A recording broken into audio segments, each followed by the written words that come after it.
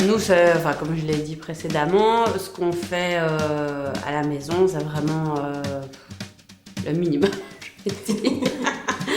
On fait vraiment les fêtes, voilà, c'est plus pour les enfants. On fait Shabbat, et quand on y pense, on allume les bougies. Mais voilà, on mange pas cachère. On mange aussi cachère. On mange aussi cachère et aussi pas cachère. Moi aussi, je mange cachère.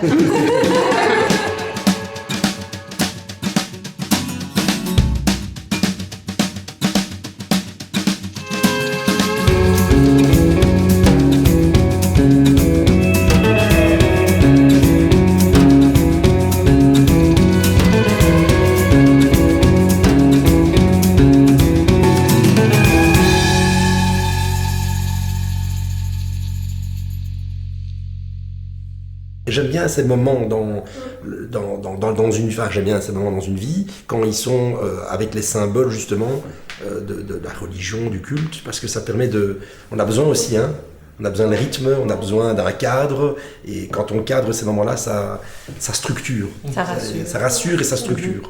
Wij hebben onze kinderen niet als baby's laten dopen, omdat we vinden van, we zien dat eigenlijk ook, dat eigenlijk een keuze aan, eigenlijk een uiting van een keuze is, zoals trouwen eigenlijk ook. Je laat dat zien aan mensen van.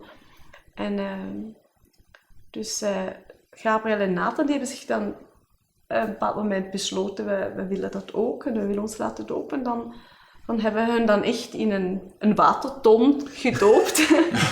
En dat was een feest, een doopfeest gehouden.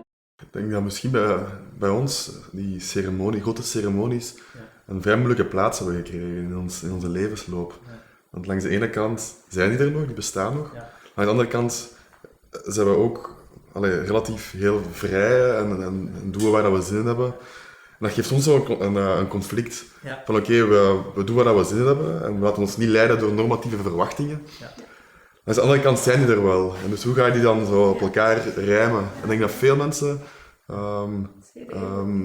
dan niet actief gelovig zijn of vrijzinnig zouden zijn, dat daar wel moeilijk mee hebben. Doe je gewoon iets omdat dat altijd zo gedaan wordt?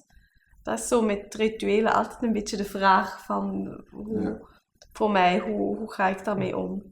That's your point of view, or it's in general the church that you belong to? I think it's more. I think it's us, but I think in the tradition that we are now, that would be more okay. The tradition we grew up in, no. These are the answers. So you have to. This is the truth. Moi, concernant l'Église, je n'ai pas jamais senti que mon Église ou ma foi m'a interdit, je veux dire, ou m'a empêché, par exemple, où j'ai senti comme prisonnière. Je veux dire, jamais senti ça. Je n'ai peut-être pas été non plus rebelle, je veux dire. Le fait d'être pratiquante, c'est important.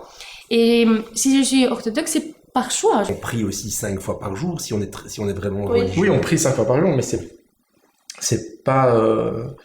en l'occurrence, là, c'est pas une fête. C'est pas une fête. C'est plus. Non, mais ça fait quand même partie de votre vie. Ça fait partie complètement. Après, le seul truc, par exemple, c'est que à partir du moment où on travaille, en cas de travail, malheureusement, on peut pas prier 5 fois par jour. Ce qui est pour moi assez dommage, parce qu'au-delà de l'aspect religieux ici, en tout cas le caractère islamique, il y a cet aspect en fait de s'arrêter plusieurs fois dans la journée, de se recueillir.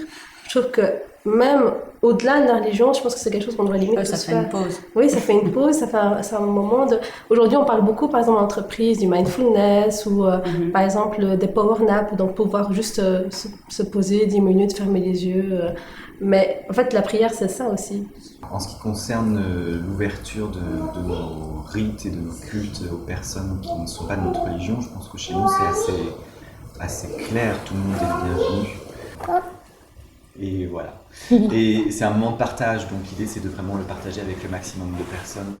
Well, I went to your family I don't know if it was celebration, Rosh Hashanah or Passover. Bar mitzvah. Also bar mitzvahs, yes. of your nieces, and I was there as a passive observer.